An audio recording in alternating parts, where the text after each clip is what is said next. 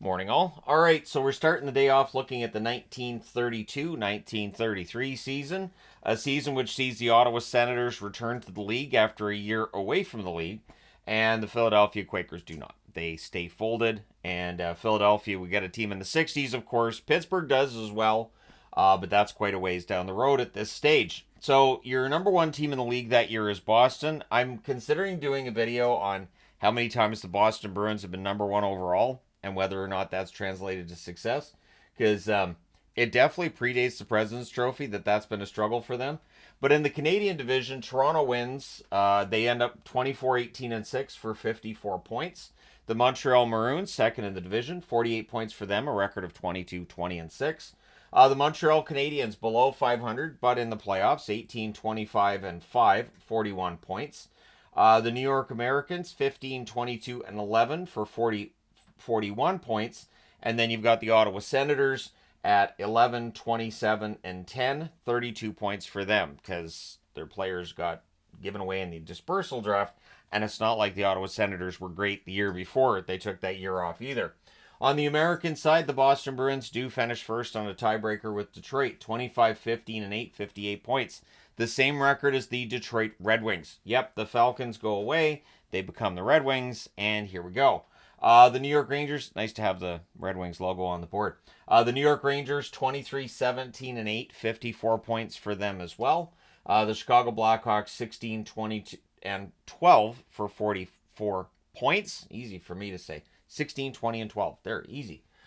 So, in terms of events taking place during the 32-33 season, Canada as a country starts to learn Foster Hewitt's voice as the Maple Leafs broadcasts he's in charge of. He's the play-by-play announcer for. They're carried on radio broadcasts across the country. 20 different stations in Canada carrying Leafs games. Chicago fired two coaches during that 12-month period, a bit of an issue for Chicago. And we'll talk about Chicago a lot, including that they had a dispute with the arena over the rent. So they ended up playing the first month at the Chicago Coliseum because they didn't want to pay what was asked of them somewhere else. October 5th of 1932, Detroit purchases John Ross Roach from the Rangers for $11,000. John Ross Roach, very, very good goaltender. The New York Rangers, they had a new young goaltender coming up, so makes sense that you make a move in net then. March 12th, 1933, John Ross Roach becomes the first goaltender to reach 200 wins. He's also the first Detroit goaltender to reach 20 wins in a season, so pretty good year for him. March 18th of 1933, George Hainsworth continues his run. He sets an NHL record with his 75th career shutout. Be quite some time before that gets passed. October 5th of 1932 is when the Falcons become the Red Wings. Reg Noble also retired at the end of this season. He was the last of the originals from the 1917-1918 season. So now no players left from that first year of We Don't Want Livingstone. The NHL also allows substitutes for goaltending penalties. So they didn't before that. So that's an interesting little wrinkle, isn't it? If your goaltender gets a penalty and he's off the ice for 2 minutes, might be some goals scored at that point. The NHL also requires a captain or alternate captain to be on the ice at all times, a rule that I'm 99.99% sure went away quite some time ago. But it's an interesting one because obviously the captain and the alternate, the only ones allowed to talk to the referee, so it makes sense that the NHL would say you have to have one or the other on the ice at all times. But what's also interesting is there are 4 goaltenders who are captains out of these 9 teams. Hainsworth, Werders, Gardner, and Connell being those 4. So, yeah, all 4 of those Hall of Fame goaltenders. And so goalies being captains, not weird at that time. But the NHL would have to change the rule, not allow goaltenders as captains, though the Canucks would eventually try it. It didn't work. But it was worth a shot. And again, back in the early days of the NHL, it was not strange to have a goaltender named as your team captain. March 14th of 1933. This is not a great day for the Chicago Blackhawks. Their coach, he punches referee Bill Stewart. So the referee points at the coach, Tommy Gorman, says, get him out of here. So the police came down, took him out. And so the Chicago Blackhawks players are like, fine, you're going to take our coach out of here. We're done. We're not playing. And so Bill Stewart awarded the game to Boston. And that is the only forfeit in NHL history. Interestingly enough, Bill Stewart would later become the coach of the Chicago Blackhawks. So that's interesting. I don't think we'll ever see that in the National Hockey League again. And the new coach is Steve Kozari. What? So definitely different times than what we live in now. So your rookie award doesn't have a name yet, but this is the first year we see a rookie award given out. Carl Voss for the Detroit Red Wings wins there. The Hart Trophy goes to Eddie Shore for the Boston Bruins as his legend is growing. He would also have some infamous moments with that legendary status.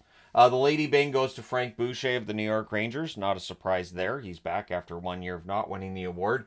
And the Vezina goes to Tiny Thompson of the Boston Bruins. So your leading scorer that season is Bill Cook of the New York Rangers. 48 games, 28 goals, 22 assists, 50 points. Busher Jackson for the Maple Leafs. 48 games, 27 goals, 17 assists, 44 points. Baldy Northcott. There's a name. That's a hockey name for the Montreal Maroons. It's the most hockey thing ever. Baldy Northcott, Montreal Maroons. All 4 words, very, very hockey.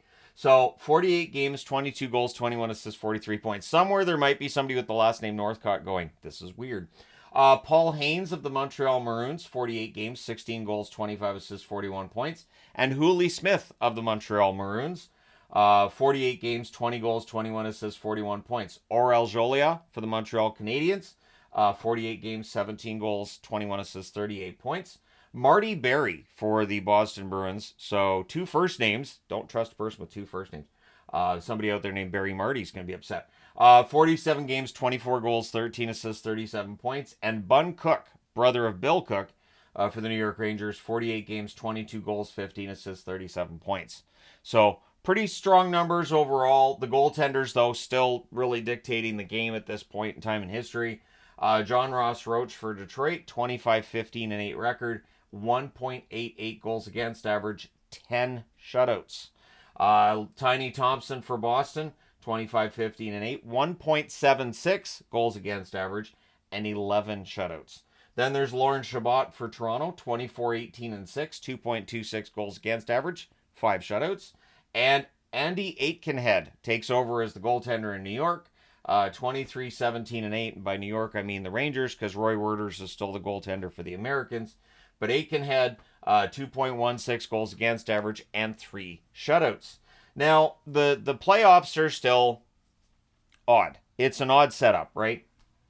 So again, we have the quarters. It's 2 games, total goals. Montreal, the Maroons lose to Detroit 2-0 in the first game, and then Detroit wins the second game 3-2, so they win by a combined score of 5-2. On the other quarterfinal side, the Rangers, they win the first game 5-2 against the Montreal Canadiens, and then they tie the second game 3 apiece, so they win on total goals by a score of 8-5. So in the semifinals, Detroit plays the Rangers. The Rangers win the first game 2-0, and then they win the second game 4-3, so they win the best of 3 series 2-0. Whereas the other semifinal is still a best of 5 between the top 2 teams in their divisions, meaning Toronto and Boston play each other in the playoffs. Boston wins the first game in overtime 2-1. Toronto wins the second game in overtime 1-0. The third game is won by Boston in overtime 2-1. The only game not requiring overtime is game 4. Toronto wins that one 5-3. So lots of goals. I don't know, maybe they went out drinking after game 3. But then in game 5, the defense shows up again and takes until the 6th overtime to get a goal. And the Toronto Maple Leafs get that goal at 4:46 of the 6th overtime from Ken Doherty. So, but Toronto wins that series, but that's 6 overtimes. That's a lot of games to play in one night. It's basically 3 games. So they go to the final against the Rangers. The Rangers probably pretty well rested from their 2-0 series victory. And they win the first game 5-1 at home, and then 3 in a row are in Toronto because the circus. Basically in April, at this time in history, the circus is going to be at Madison Square Garden. And it takes a long time to set up, and the whole putting in the ice and moving out the circus, they're not going to do that. So because the circus makes more money than the National Hockey League from Madison Square Garden, hockey needs to find another place to go. So games 2, 3, and 4 are all in Toronto. The The Rangers win game 2 3-1. Game 3 is won by Toronto 3-2, and then game 4 goes to overtime before the Rangers win that one 1-0. So they win the series 3-1, and 2 of the 3 victories coming in Toronto, 3 out of 4 overall. Not too shabby for the New York Rangers. So there you go. Let me know your thoughts in the comment section below, as always. Don't forget to hit like and subscribe if you haven't done so already. Thank you guys so much for all your support. I will talk to you again soon.